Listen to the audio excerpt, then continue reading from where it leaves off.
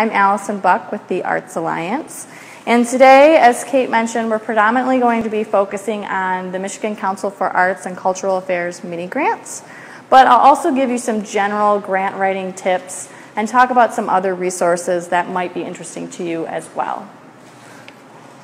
So, as I said, I'm with the Arts Alliance, and we are the Region 9 mini grant re-granting organization.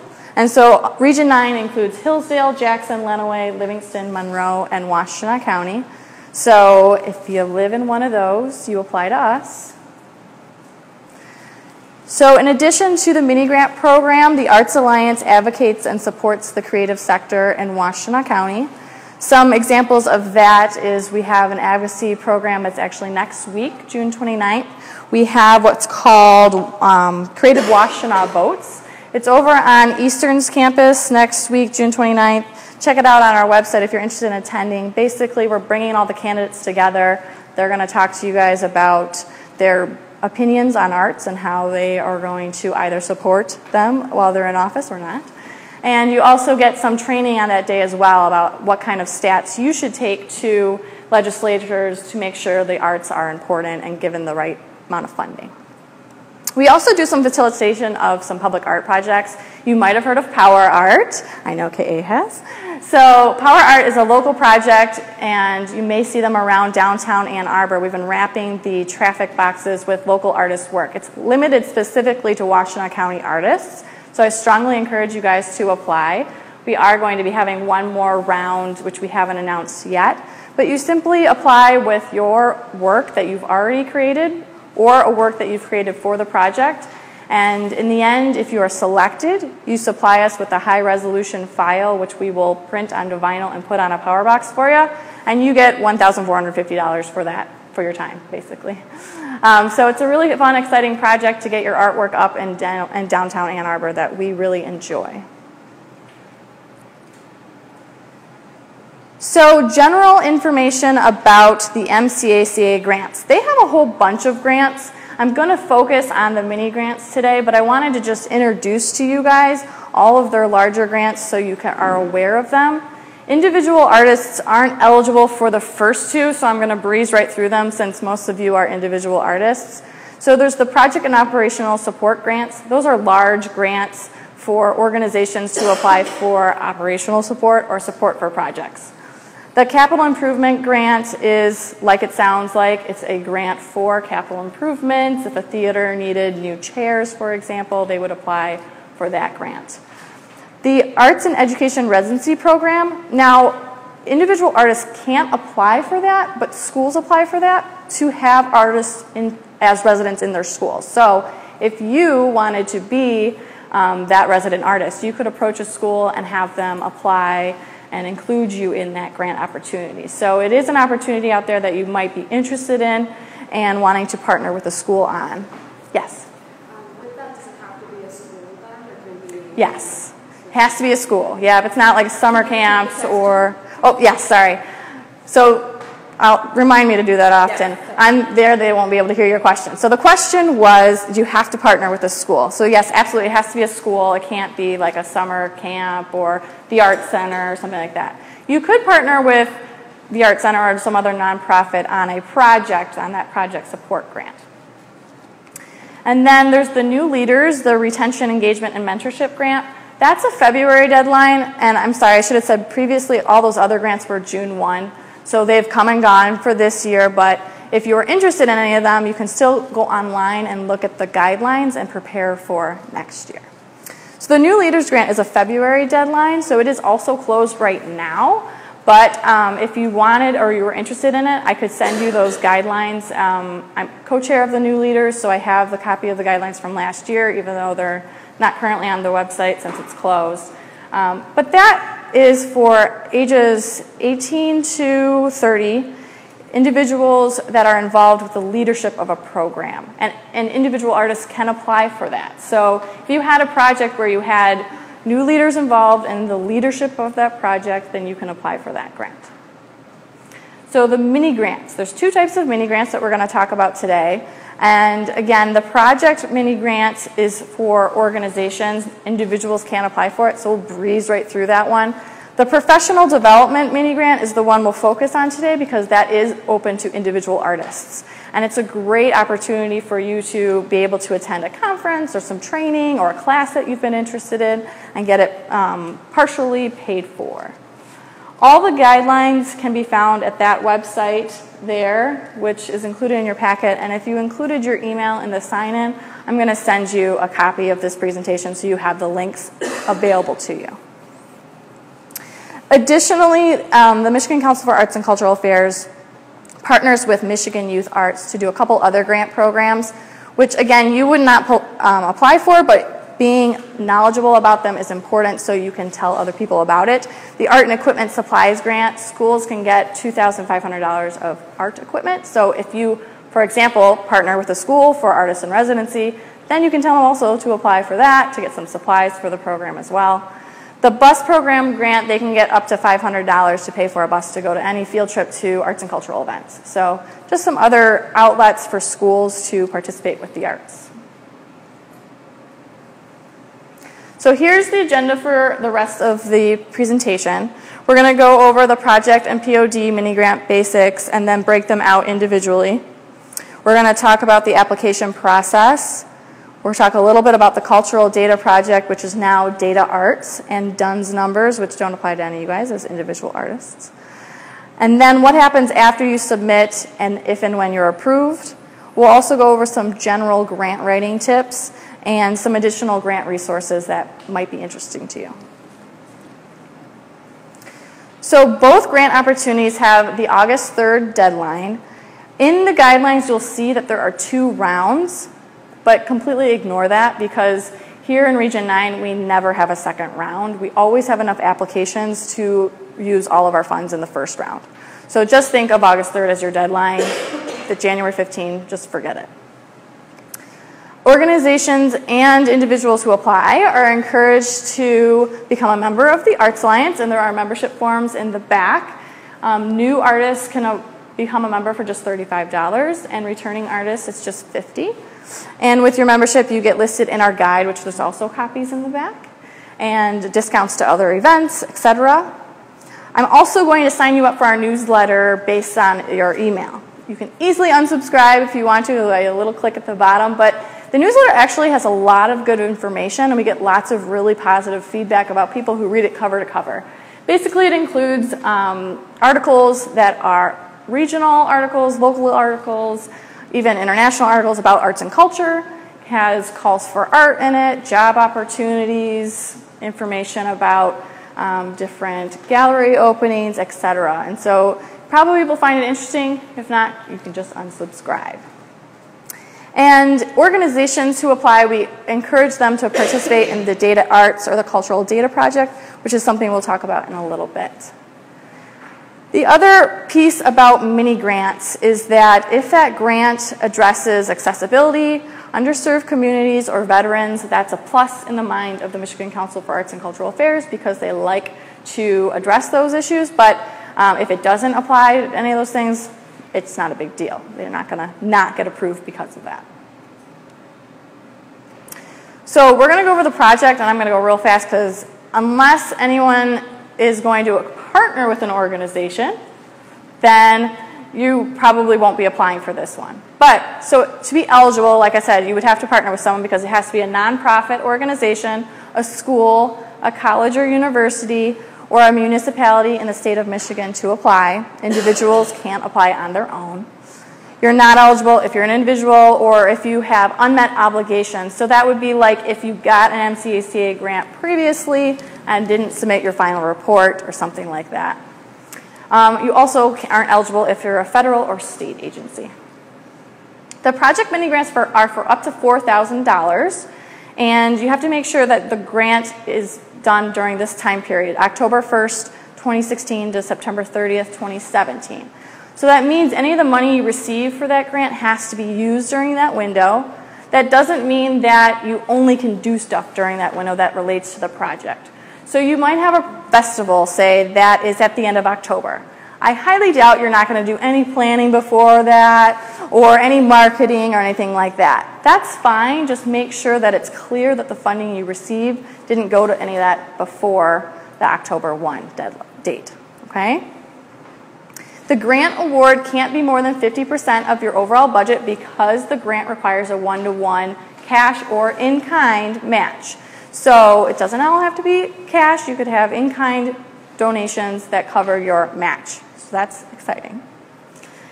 And then your tax status, you have to have a 990 filed in the last 3 years. If you don't, then just submit an IRS determination letter with your application. So POD is very similar. So this is the professional development opportunity that most of you would be interested in. So it's eligible, again, to nonprofit arts and cultural organizations. It's also open to arts administrators and professional artists.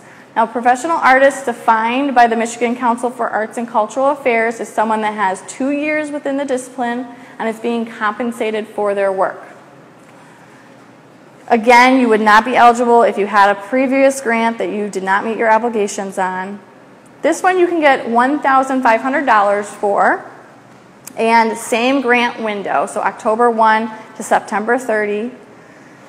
The grant award can't be more than 75% of your total cost. So that's because there's a 25% cash or in-kind match with this one. So a little less that needs to be on your end on this one, which is great. It can fund educational and professional development opportunities for staff or professional artists or consultant fees for an organization. It cannot fund a college course unless you're not getting credit for it. So basically, Michigan Council for Arts and Cultural Affairs doesn't want to pay for you to get a degree, but they don't care if you go to a college class as long as you're not going to get credit for it. Okay? Yes? Can it fund go towards funding equipment or future equipment? Not equipment. It has to be a learning experience. Yep. Oh, yes. The question was, can it go towards equipment? Sorry. And yeah, it can't go towards equipment. It has to go towards a learning experience. Yes? When it says 25% cash in kind match, does that mean you have to have a grant from someone else as well, or you just have to prove that you have a certain amount of cash? So the question is about the match, the 25% match. So no, it does not have to be cash, 25%. It could be in-kind donation. So if you're going to a conference and they give you a discount, and it normally costs this much money, and they give you a discount on it, that would be their in-kind contribution. If you go to, it could be cash that you supply some of the money for the hotel or for the gas or something like that. It just has to be 25% of it. So if you go to a conference and you get, say, $500 to go towards it, you just have to make sure 25% of the overall costs is from somewhere else. It doesn't have to be another grant. It doesn't even have to be cash. It could be in-kind, like I said. So if the hotel lets you stay an extra night for free or something like that, you could count that. So you could seek donations for that. It could be in-kind. It doesn't have to be cash. Does that make sense? Yeah, but it can be cash. It can be cash, yes. But do you have to, when you're, because I've never had a grant. Yes. How do you tell them I've got the cash? You just say that you're contributing the cash. There's, in the budget, there's a line, how do you prove that you have the cash? So in the budget, there's a line for revenue. There's a section of revenue, and there's a section of expenses. And you would just list personal cash. It's a little less cumbersome than like an organization who would have to list out all their different, I mean, you could have it coming from someone else and list their name as the revenue source, but generally it would just be your own personal contribution. Yes? Can you describe more what consulting fees for organizational work? Sure. So describe the consulting fees for organizational work. So generally that would be is if an organization brings in a consultant to give them more information about something. So a chorus group last year brought in a consultant to help them all learn more about different types of music, and that consultant helped them with that information. So it's less going to a conference as opposed and having a consultant come in.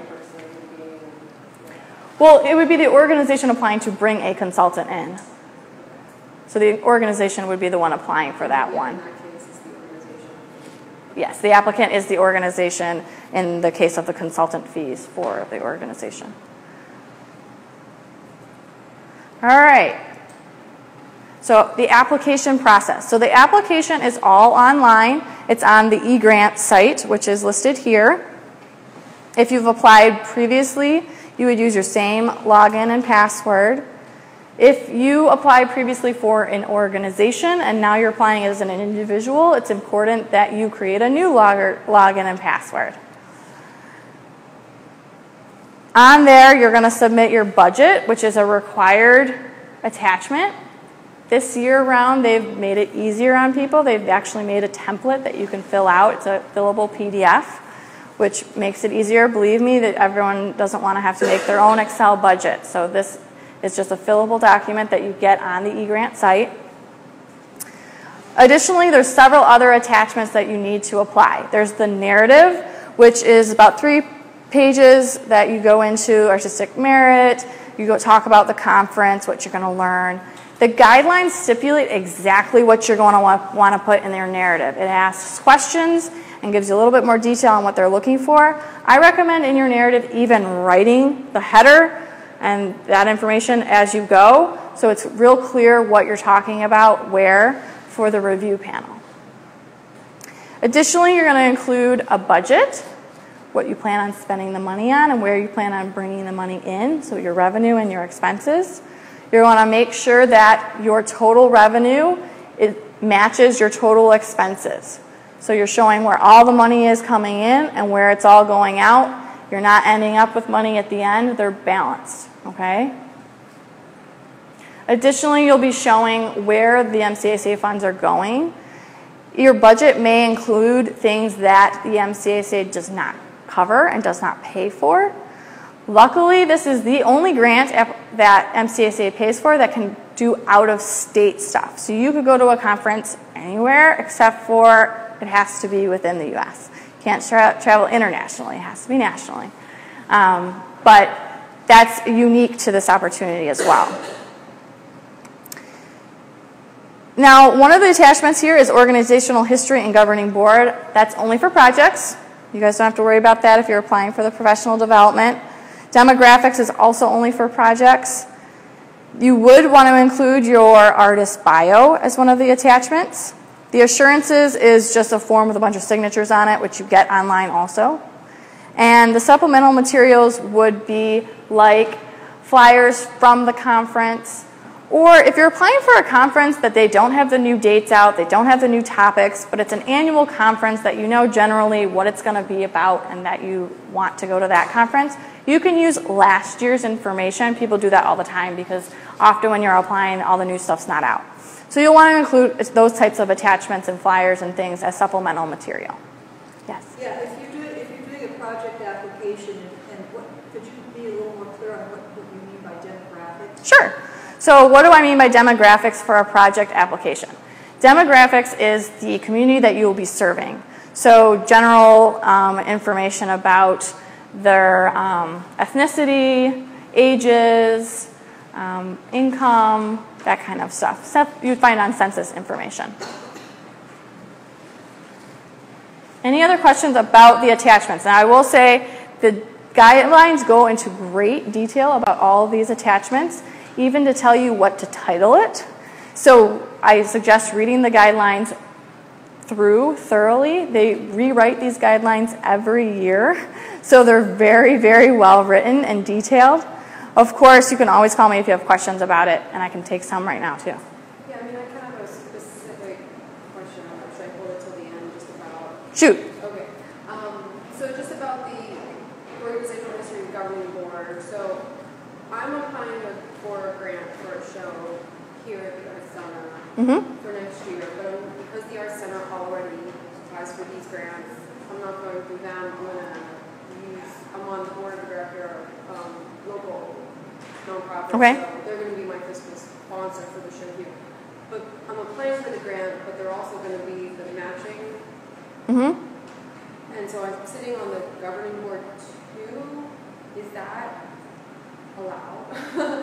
I guess, did you see? So the question is, the fiscal sponsor for the grant is also the organization that she sits on the board for. That's fine. Yeah.